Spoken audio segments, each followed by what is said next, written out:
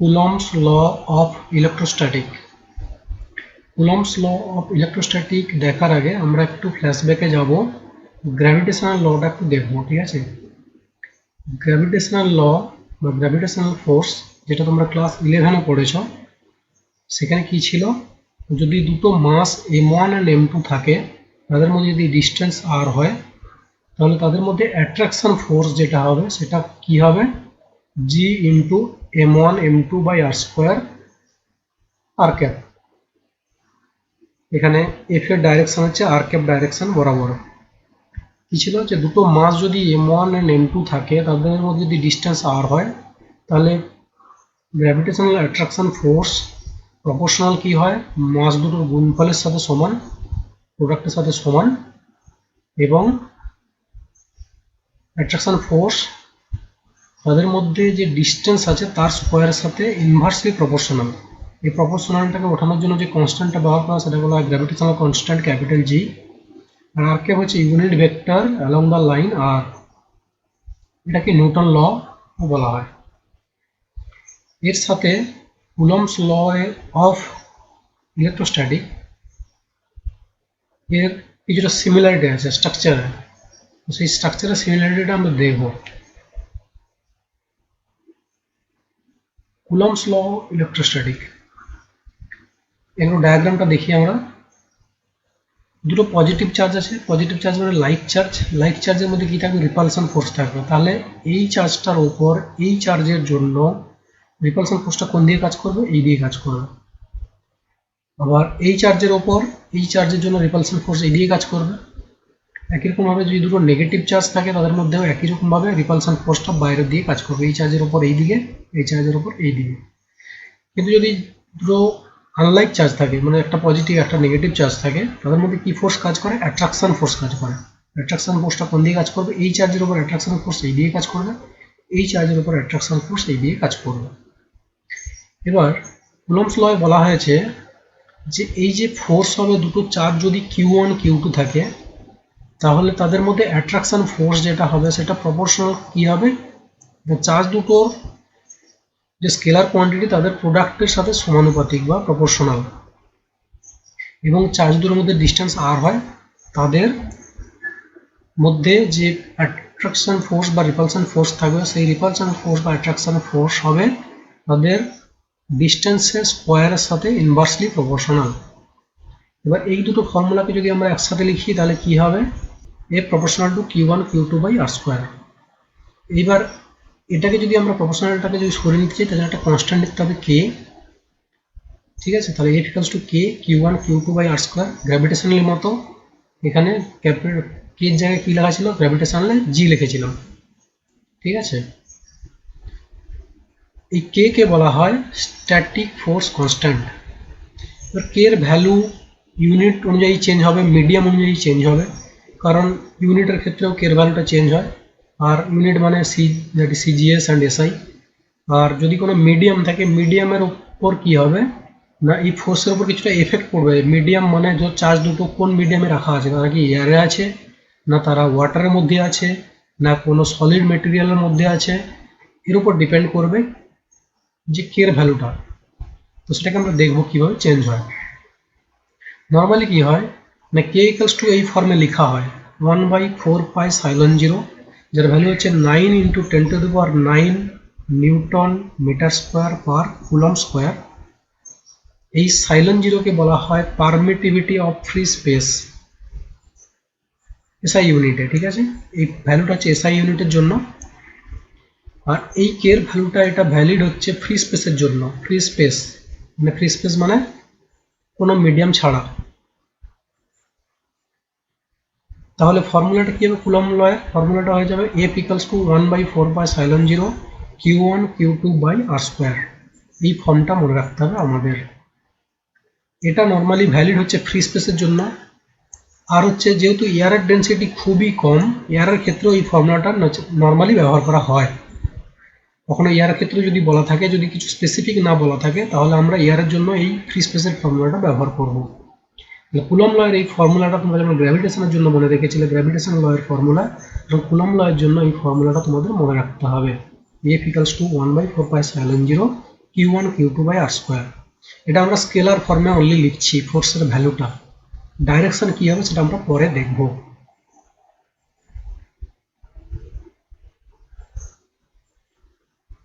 এবার চলে আসে Coulomb's law in a medium, and তার সাথে কি আছে ডাইলেকট্রিক কনস্ট্যান্ট।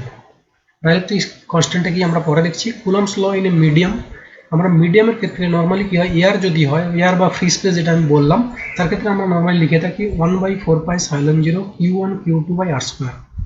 এবার আমরা মিডিয়ামের জন্য এখানে মেড লিখেছি মিডিয়াম। মিডিয়ামের জন্য কি করব না কনস্ট্যান্টটাকে চেঞ্জ করে দেবো, কনস্ট্যান্টটাকে চেঞ্জ করে দিয়েছি 1/4πε লেখা হয়েছে 1/4πε, আর এখানে থাকবে যে Q1 Q2 by r square থাকবে। পরিবর্তন কোথায় হলো, আমরা সাইলন জিরোর জায়গায় আমরা কি লিখলাম, সাইলন লিখলাম। এই সাইলনকে বলা হবে permittivity of the medium. Normally কি হয়, যখন দুটো চার্জ পার্টিকেল ফ্রি স্পেসে আছে তাদের মধ্যে যে ইন্টারাকশন হবে, তার জন্য যে ফোর্সটা কাজ করবে, সেই পার্টিকেলটার দুটোর মাঝখানে যদি কোনো মিডিয়াম রেখে দেওয়া হয় মানে ধরো পার্টিকেল দুটোর মাঝখানে আমি ওয়াটার লিখে দিলাম, পার্টিকেল দুটোর মাঝখানে আমি আয়রন রেখে দিলাম, তাহলে কি করবে না এই অ্যাট্রাকশন ফোর্সকে এই মিডিয়ামটা ইনফ্লুয়েন্স করবে, অ্যাট্রাকশন ফোর্সের মধ্যে কিছু পরিবর্তন হবে। তো সেই জন্য এই কনস্ট্যান্টের ভ্যালুটা চেঞ্জ হয় সেখানে, এই কনস্ট্যান্টের ভ্যালুটা আমরা চেঞ্জ করে এখানে এইভাবে লেখা হয়। যদি এফ এয়ার এবং এফ মিডিয়া এই দুটোকে যদি আমরা কম্পারিজন করি, মানে ডিভাইড করে দিই F air divide by F media, তাহলে দেখো কি হবে না Q1 Q2 by r square যে আছে, এখানে Q1 Q2 by r square আছে, এই দুটো ক্যান্সেল আউট হয়ে যাবে, 1/4πটাও ক্যান্সেল হয়ে যাবে, 1/4πটাও ক্যান্সেল হয়ে যাবে। তো সাইলন জিরো সাইলনের মধ্যে একটা রেশিও চলে আসবে, তাহলে এটা এফ এয়ার এর জন্য নিচে ছিল সাইলন জিরো নিচে থাকবে, আর এফ মিডিয়ামের জন্য সেটা 1 হয়েছিল তার জন্য উপরে চলে যাবে, সেটাকে লেখা হয় সাইলন আর, আর তাকেই ডিনোট করা হয় স্মল কে দিয়ে, নট ক্যাপিটাল কে, এটা স্মল কে। এখানে সাইলন আর যেটা কে আছে, সাইলন আর যেটা লেখা হয়েছে সেটাকে বলা হয় রিলেটিভ পারমিটিভিটি, আমরা রেশিও নিচ্ছি তার জন্য বলা হয় relative permittivity of the medium.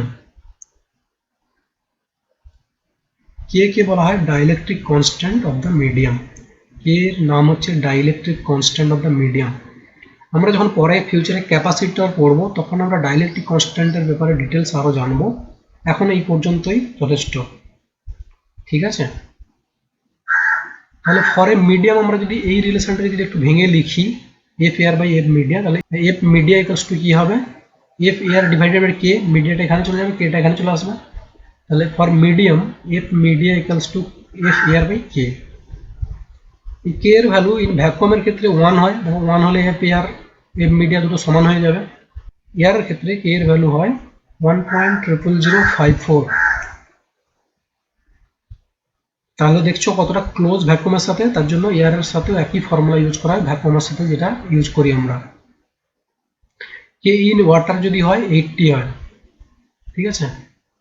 তার মানে এই ফর্মুলা যদি দিকে তাকাও, যদি আমরা ওয়াটারের মধ্যে কম্পেয়ার করি তাহলে কি হবে না মিডিয়ামের মধ্যে যখন আছে, ওয়াটারের মধ্যে যখন দুটো পার্টিকেল আছে চার্জ পার্টিকেল, তাদের মধ্যে যে ইন্টারাকশন ফোর্স হবে সেটা যদি তাদের এয়ারে বা ফ্রি স্পেসে থাকে তার সাথে কত হবে 80 টাইমস কম হয়ে যাবে, তার সাথে 80 টাইমস কম হয়ে যাবে।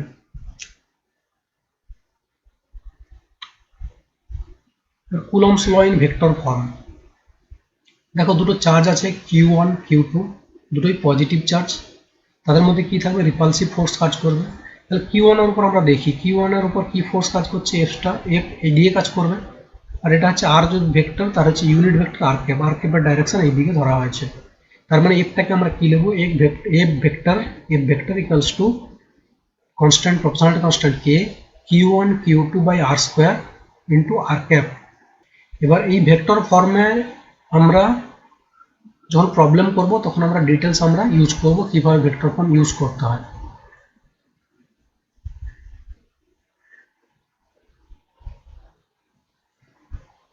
এবার এই ডায়াগ্রামটা দিয়ে একটু দেখো ভালো করে।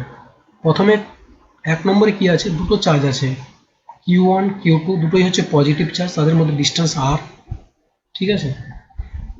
এইবার এই 1 নম্বর ডায়াগ্রামের থেকে এই Q1 চার্জটাকে আমরা এখানে ফোকাস করছি, Q1 চার্জের উপর ফোর্সকে আমরা লিখেছি F12 মানে হচ্ছে এক হচ্ছে 1 নম্বর চার্জ, 2 হচ্ছে ফর নাম্বার 2, F12 মানে 1 নম্বর চার্জের উপর 2 নম্বর চার্জের জন্য কত ফোর্স কাজ করছে, তার ডাইরেকশন কোন দিকে, বাইরের দিকে, তাহলে F12 ভেক্টর। এবার এই ফিগারটার দিকে আসো, সি। এখানে কি করেছে, চার্জ আছে Q1 একটা পজিটিভ চার্জ, Q2 একটা পজিটিভ চার্জ ছিল তার আগেরটার মতোই, তার মাঝখানে একটা Q3 মাইনাস নেগেটিভ চার্জ রেখে দিয়েছে। তাহলে কি হবে, Q3 কিভাবে ফোর্সের উপর অ্যাপ্লাই করবে।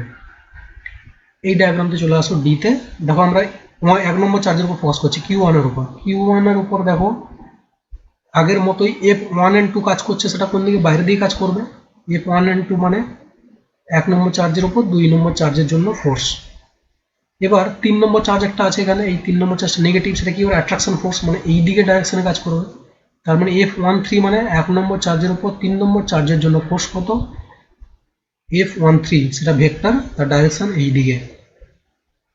ঠিক আছে, তার মানে Q1 যে চার্জ আছে তার উপরে দুটো ফোর্স F12 বাইরে দিয়ে কাজ করছে আর F13 ভিতর দিয়ে কাজ করছে, তাহলে দুটোর জন্য রেজাল্টেন্ট ফোর্স কত হবে, দুটোর ভেক্টর সাম।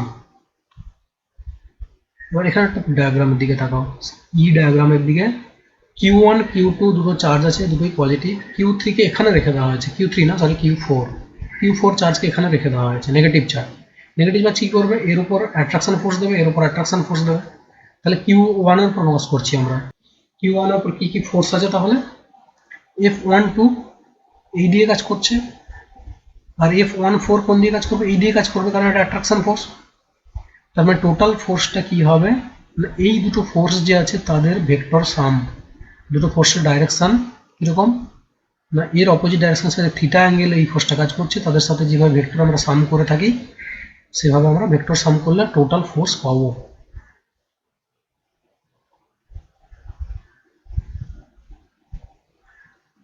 এরপর আমরা চলে আসি কুলম্ব ফোর্সের, যে কুলম্ব ল আমরা পড়লাম, কুলম্ব ল এর কিছু application. Calculate the Coulomb force between two alpha particles separated by a distance 3.2 into 10 to the power minus 15 meter। কি বলছে, দুটো আলফা পার্টিকেল রাখা আছে, তাদের মধ্যে ডিস্টেন্স হচ্ছে 3.2 into 10 to the power minus 15 metre. তাদের মধ্যে কুলম্ব ফোর্স কত হয় আমরা ক্যালকুলেট করতে হবে। ফোর্সটাই চেয়েছে আমরা। যদি আলফা পার্টিকেল কি আমরা আগে জেনে নিই প্রথমে। আলফা পার্টিকেল হচ্ছে নর্মালি হিলিয়াম যে গ্যাস হয় তার নিউক্লিয়াস আলফা পার্টিকেল হিসাবে ডিনোট করা হয়। আলফা পার্টিকেল হচ্ছে কি হয়, দুটো প্রোটন থাকে নিউক্লিয়াস আর দুটো নিউট্রন থাকে। নিউট্রনগুলো হচ্ছে চার্জলেস, যেগুলো ব্ল্যাক নিউট্রন চার্জলেস, পজিটিভগুলো হচ্ছে প্রোটন। এই দুটো প্রোটন থাকার জন্য কি হবে, +2 পজিটিভ চার্জ হবে। +2 মানে +2 ইন্টু ইলেকট্রনের যা চার্জ সেই হিসাবে লিখতে হবে আমাদের। আর এর বাইরে কোনো ইলেকট্রন থাকে না। Alpha particle normally nuclear decay থেকে পাওয়া যায়। হেভি নিউক্লিয়াস যেমন ইউরেনিয়াম, প্লুটোনিয়াম, তারা যখন ডিকে হয় তখন তাদের নিউক্লিয়াস থেকে আলফা পার্টিকেলটা বেরিয়ে আসে। এবং তারা যখন বেরিয়ে আসে তারা কি করবে, এনভায়রনমেন্ট থেকে দুটো ইলেকট্রন কালেক্ট করে নেবে। দুটো ইলেকট্রন কালেক্ট করে নিলে এইভাবে দুটো ইলেকট্রন কি হবে, বাইরে ঘুরতে থাকবে এবং সেটা হয়ে যাবে তখন হিলিয়াম গ্যাস। ঠিক আছে, হিলিয়াম গ্যাস নিউট্রাল হিসাবে এনভায়রনমেন্টে থাকে। এবার দুটো আলফা পার্টিকেলের কথা বলা হয়েছে এই প্রবলেমে, ইলেকট্রন তাহলে নেই। দুটো আলফা পার্টিকেলের জন্য কত ফোর্স আমাদের কাজ করছে ক্যালকুলেট করতে হবে। এবার কুলম্ব ফোর্সের ফর্মুলা কি ছিল, F equals to 1/4π∼0 Q1 Q2/r²। আমাদের হাতে কি কি আছে তাহলে প্রবলেমটার জন্য দেখে নিই। What we have here, Q1 Q2 দুটোই সমান একই চার্জ বলেছে, তার জন্য কি হবে না, আলফা পার্টিকেলে কি ছিল না, আমরা নিউক্লিয়াসে দেখলাম যে দুটো প্রোটন ছিল। দুটো প্রোটন মানে +2 positive charge, +2 into 1.6 into 10 to the power minus 19 coulomb. এটা হচ্ছে টোটাল চার্জ, কুলম্ব আমরা লিখলাম। আর হচ্ছে 3.2 into 10 to the power minus 15 metre. 1/4π∼0টা আমরা কি করেছি, 9 into 10 to the power 9 newton metre square বা কুলম্ব স্কোয়ার, আমরা এটা আগে থেকে জানতাম। এই ফর্মটা তোমাদের মনে রাখতে হবে, এই ভ্যালুটা 9 into 10 to the power 9 newton metre square বা কুলম্ব স্কোয়ার। তাহলে আমাদের কি চেয়েছে, এফ চেয়েছে। তাহলে এফ আমরা ফর্মুলায় বসিয়ে দিলাম, 9 ইন্টু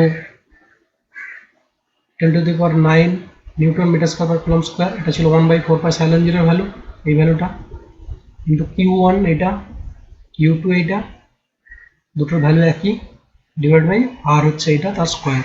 এই ভ্যালুটাকে যদি তোমরা ক্যালকুলেট করো তাহলে কি পাবে, F ইকুয়ালস টু 90 নিউটন। যেমন তোমাদের বলেছিলাম যে লাইনটা লেখার জন্য, so the calculated coulomb force is 90 N, answer. For example, calculate the distance between two protons such that the electrical repulsive force between them is equal to the weight of either. কি বলেছে, calculate the distance calculate করতে বলেছে between two protons, দুটো প্রোটনের মধ্যে, such that electric repulsive force between them is equal to the weight of either, মানে হচ্ছে electric repulsive force তাদের ওয়েটের সাথে সমান। মাস অফ প্রোটন দেওয়া আছে এখানে। হোয়াট উই হ্যাভ হেয়ার, আমাদের হাতে কি আছে আমরা দেখে নিই। মাস অফ প্রোটন দেওয়া আছে, Q1 Q2 যেটা দুটোই প্রোটন, তার জন্য কত চার্জ আছে 1.6 × 10⁻19 -19, G equals to 9.8 meter per second square, और 1/4π0 equals to 9 × 10⁹ হারের ভ্যালু চেয়েছে। তাহলে কুলম্বস লয়ে যেটা ছিল সেই লতে আমরা যদি বসিয়ে দিই সেই ফর্মুলাতে, তাহলে আমরা ক্যালকুলেট করতে পারবো। এখানে কি করতে হবে না, যখন তোমরা এই জিনিসটা ফলো করবে কোনো প্রবলেম থেকে, তখন চেক অল দ্য ইউনিটস আর ইন দ্য সেম সিস্টেম। মানে এসআই, এখানে এসআইতে ছিল, তাহলে মাস কিতে কেজিতে দেওয়া আছে, Q1 Q2 কি আছে কুলম আছে, জি এর value metre per second square আছে, আর এটা হচ্ছে newton metre square per coulomb square আছে। তাহলে এই সব ভ্যালুগুলো এসআই ইউনিটে আছে কিনা দেখে না, তাহলে আমাদের ইউনিটগুলো পরে আর ফর্মুলাতে ক্যালকুলেট করার সময় লিখতে হবে না, আমরা সরাসরি আর এর ভ্যালু আমরা কিসে লিখে দিতে পারবো, মিটারে লিখে দিতে পারবো। যদি না থাকে তাহলে আমাদের এসআই ইউনিটে চেঞ্জ করে নিতে হবে, ঠিক আছে। এবার হচ্ছে কুলম ফোর্স, আমি এফই দিয়ে নোট করেছি কেন, এখানে দুটো ফোর্স আছে, কম্পেয়ার করতে বলেছে আমাদের। একটা হচ্ছে কুলম ফোর্স আর একটা হচ্ছে তার ওয়েট, একটা প্রোটনের ওয়েট, প্রোটনের ওয়েট এফজি দিয়ে ডিনোট করেছি। কুলম ফোর্স আমরা দেখে নিই এই ফর্মুলা, আর কোনো মাসের ওয়েট কী হবে, এমজি হবে। তাহলে আমাদের প্রবলেমের জন্য এফই কুলম ফোর্স হচ্ছে তার কোনো একটা প্রোটনের ওয়েটের সাথে সমান। তাহলে এই ফর্মুলাটাকে আমরা ইউজ করছি। So equating FE and FG, কী করবো আমরা, এই ফর্মুলা, এটা হচ্ছে কুলমস ল আর এটা হচ্ছে ওয়েট, আমরা সাজিয়ে নিলাম 1/4π0 Q1 Q2/r² equals to mg থেকে mgকে এখানে নিয়ে এলাম, r²টাকে এখানে নিয়ে গেলাম, তাহলে r² equals to 1/4π0 Q1 Q2/mg। এবার ভ্যালুগুলো সব বসিয়ে দিয়েছি, দিয়ে r² এখান থেকে ক্যালকুলেট করেছি, তারপর r ক্যালকুলেট করেছি। তো সেই হিসাবে আমরা অ্যান্সারটাও লিখে দিলাম যে calculated distance 0.118 metre. Example, the distance between the electron and proton in hydrogen atom is 5.3 × 10⁻11 meter. Determine the magnitude of the ratio of electrostatic and gravitational force between them. কি বলেছে যে ডিস্টেন্স দেওয়া আছে, ডিস্টেন্স বিটুইন কি আছে, electron and proton in hydrogen atom. এবার determine the magnitude of the ratio of electrostatic and gravitational force between them, মানে electron এবং প্রোটনের মধ্যে যে ইলেকট্রোস্ট্যাটিক ফোর্স আছে এবং তাদের মধ্যে যে গ্র্যাভিটেশনাল ফোর্স আছে তাদের মধ্যে রেশিও বের করতে বলছে। কি কি দেওয়া আছে, মাস অফ দ্য ইলেকট্রন দেওয়া আছে, মাস অফ দ্য প্রোটন দেওয়া আছে, গ্র্যাভিটেশনাল ফোর্স কনস্ট্যান্টের ভ্যালু দেওয়া আছে, সবগুলো দেখো এসআই ইউনিটে দেওয়া আছে। আমাদের হাতে কি কি আছে দেখে নিই একবার। কুলম ফোর্স আমরা জানি, এটা গ্র্যাভিটেশনাল ফোর্স আমি আগেই বলে নিয়েছি, তাহলে আমাদের বের করতে হবে FE/FG। এবার এই ফর্মুলাটা যদি বসিয়ে দাও তাহলে কি হবে, FE/FG এইভাবে বসে গেল। দেখো দুই তরফ থেকে r² দুই ক্ষেত্রে ক্যান্সেল হয়ে যাবে, তাহলে কি হবে, FE/FG ইকুয়ালস টু 1/4π0 থাকলো, এদিকে থাকবে 1/g, কনস্ট্যান্টটা বেরিয়ে এলো, তারপর থাকলো Q1 Q2/m1 m2। এবার পুরো ভ্যালুগুলো সবগুলো বসিয়ে দাও, সবগুলো আমরা আগেই দেখে নিয়েছিলাম এসআই ইউনিটে আছে কিনা, দেখো কেন সব এসআই ইউনিটে দেওয়া আছে, ঠিক আছে। তাহলে কোনো পরিবর্তন করার দরকার নেই, পুরোটা আমাদের ক্যালকুলেট করলে পেয়ে যাবে FE/FG equals to 2.27 × 10⁻39। So The calculated magnitude of ratio is 2.27 into 10 to the power 39.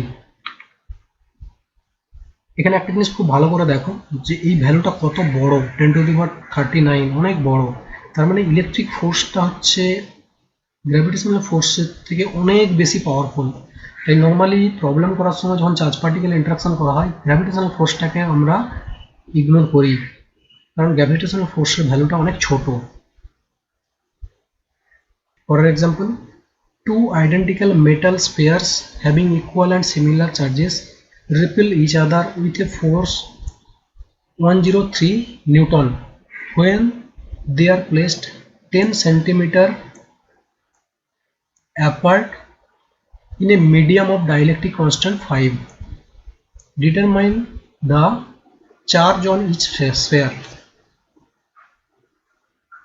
এখানে দেখো কি কি আছে আমাদের আগে দেখে নিই। আগে ফোর্স দেওয়া আছে 103 নিউটন, আর কত দেওয়া আছে 10 সেন্টিমিটার। সঙ্গে সঙ্গে কি করবে, এটা যেহেতু নিউটন আছে এটা আমরা এসআইতে নিয়ে চলে যাবো, তাহলে 0.1 মিটার। কে এর ভ্যালু দেওয়া আছে স্মল কে এবং 5। সাইলন বাই সাইলন 0 এই ফর্মুলাটা আমরা জানতাম, এটা সমান কে সাথে ছিল। আর Q1 Q2 এ দুটো সমান, সেটা হচ্ছে কত আমাদের ক্যালকুলেট করতে হবে। Q1 Q2 equals to Q লিখেছি, এটাকে সেপারেট করতে হবে আমাদের। সেপারেট করে দিয়ে এখানে একটা কমা লাগবে, ঠিক আছে।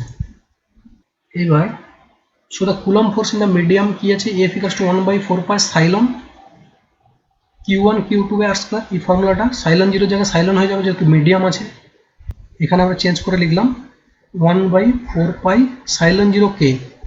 সাইলনটাকে যদি তোমরা এখান থেকে দেখো সাইলন ইকুয়ালস টু কি হবে, সাইলন 0টা এখানে চলে যাবে K into epsilon 0, K into epsilon 0 q square by r square, কারণ Q1 Q2 সমান ছিল।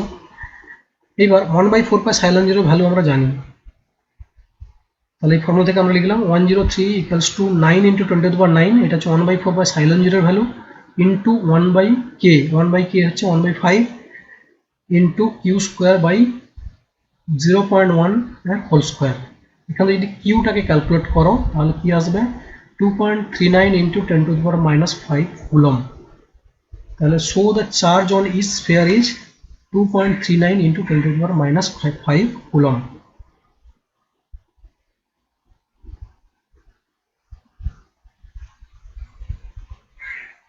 Next example, 2-point electric charges of values q and 2q are kept at a distance d apart from each other in air. A third charge q is to be kept along the same line in such a way that the net force acting on q and 2q is 0. Calculate the position of the charge q in terms of q and d.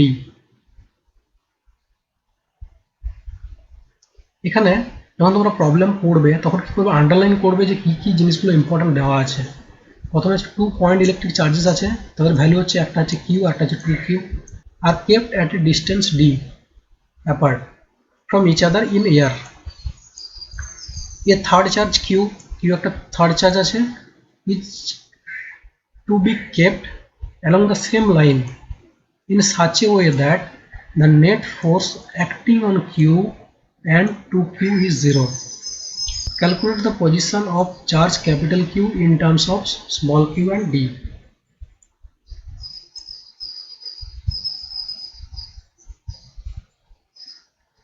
যদি এই প্রবলেমটা থেকে আমরা দেখি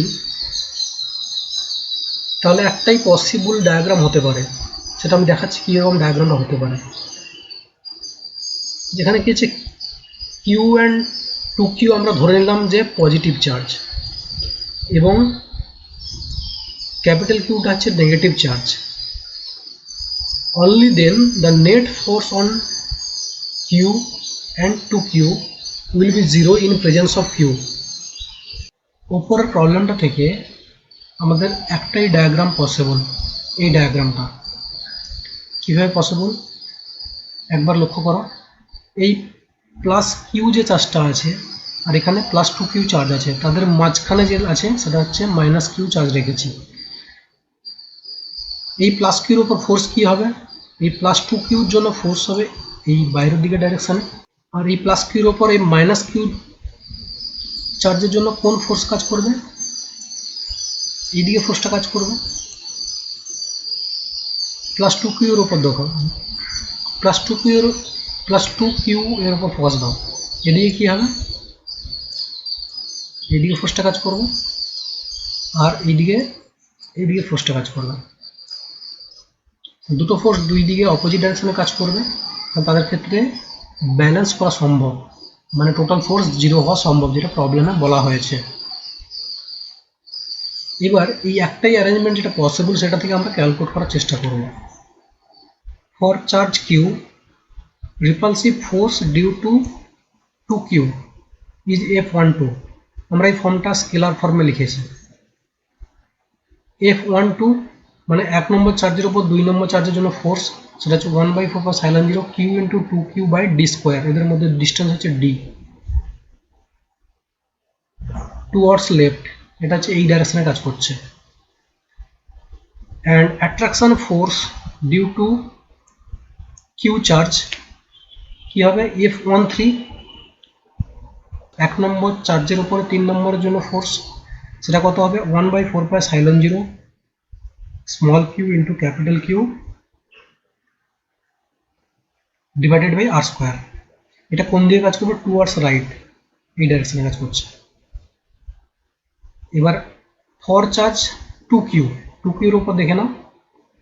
repulsive force due to q small q is F21 2 number চার্জের উপর 1 নম্বর চার্জের জন্য ফোর্স, এটা কত হবে? 1/4π0 q into 2q divide by d square. এটা কি হবে? টুয়ার্ডস রাইট, এটা এই দিয়ে কাজ করছে। এবার attraction force due to q is F23। দেখো F2 2 এর উপর চার্জ 3 এর জন্য, এটা কি হচ্ছে? অ্যাট্রাকশন ফোর্স, এই দিয়ে কাজ করছে। 1/4π0 2q into capital Q divide by d minus r এর হোল স্কোয়ার। এই ডিস্টেন্সটা কত? এই দুটোর মধ্যে ডিস্টেন্স হচ্ছে d minus r। Towards left, এটা লেফটের দিয়ে কাজ করছে। দেখো এই ফোর্সটা লেফটের দিয়ে কাজ করছে। প্রবলেমে কি বলা হয়েছে না, কিউ চার্জের উপর নেট ফোর্স 0 হতে হবে। কিউ চার্জের উপর নেট ফোর্স হচ্ছে F12 আর F13, এই দুটো হচ্ছে পরস্পর কি হতে হবে? সমান হতে হবে, যেহেতু অপোজিট ডাইরেকশনে দুটো কাজ করছে, তাহলে এদের ম্যাগনিটিউড দুটো সমান হতে হবে।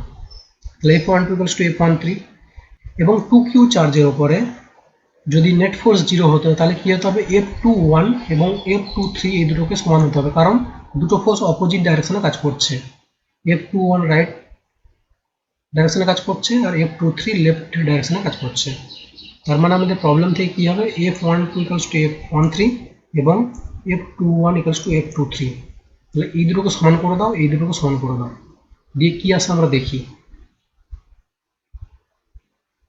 যে now look the problem, we have need r in terms of q and d, we have to remove capital Q আমাদের রিমুভ করতে হবে, স্মল q and d এর ফর্মে কার রিলেশন আনতে হবে? r এর রিলেশন আনতে হবে। এবার F12 ইকুয়ালস টু F13 এই দুটো যদি সমান করে দাও তাহলে কি হবে না, আমরা এই দুটোকে সমান করছি, এই দুটোকে সমান করলে কি হবে? এই 1/4π0 1/4π চলে যাবে। দেখো একটা কিউ কেটে যাবে, তাহলে 2q/d square equals to capital Q by r square চলে আসবে। সেটা লেখা আছে 2q/d square equals to capital Q by r square, এটা পেয়েছি। এবার F21 এবং F23 যদি সমান করি তাহলে কি হবে? 1/4π0টা চলে যাবে। এবার একটা 2q চলে যাবে, 2q এখান থেকে চলে যাবে, তাহলে এখানে q/d স্কয়ার থাকলে এখানে capital Q by d minus r এর হোল স্কয়ার।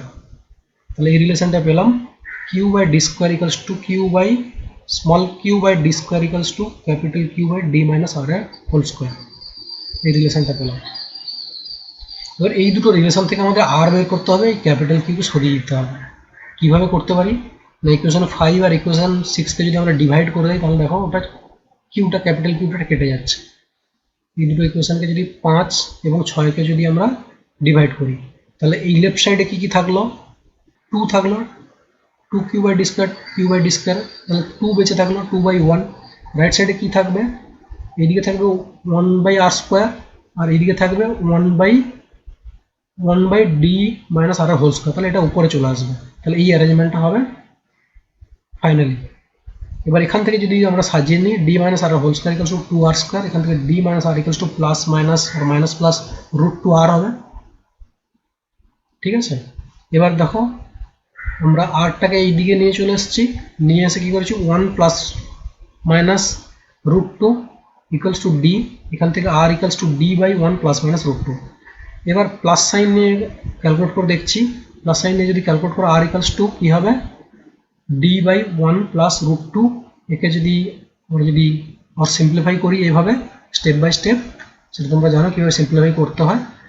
যদি নিয়ে আসি ডি ইন্টু √2 মাইনাস 1, √2 ভ্যালু কত 1.4 এর কাছাকাছি হয়, তার মানে এই ভ্যালুটা হচ্ছে ডি এর থেকে ছোট। ঠিক আছে, তাহলে আর হচ্ছে আর ইকালস টু ডি √2 মাইনাস 1। আর যদি নেগেটিভ সাইন নিই তাহলে কি হবে, আর ইকালস টু যদি নেগেটিভ সাইন নিয়ে ক্যালকুলেট করো তোমরা দেখবে ডি বাই 1 মাইনাস √2। এবার 1 মাইনাস √2 ভ্যালু কত, 1 মাইনাস √2 ভ্যালু হচ্ছে 0 থেকে কম মানে নেগেটিভ, তার মানে আর এর ভ্যালু নেগেটিভ হচ্ছে। যেহেতু আর এর ভ্যালু নেগেটিভ হচ্ছে তাহলে আমরা কি করলাম এই ভ্যালুটাকে ইগনোর করলাম। তাহলে কোন ভ্যালুটা আমরা নিচ্ছি, আর equals to d into √2 minus 1, এই ভ্যালুটা আমরা নিচ্ছি। অ্যান্সার কি হবে, so the q charge will be placed at a distance d into √2 minus 1 from the charge q towards the charge two q. কারণ এটাই হচ্ছে আর এর আমরা পজিশন আমরা ডিফাইন করেছিলাম, যে ক্যাপিটাল কিউ চার্জটাকে আমরা আর ডিস্টেন্সে রেখেছিলাম এই প্লাস কিউ চার্জের থেকে।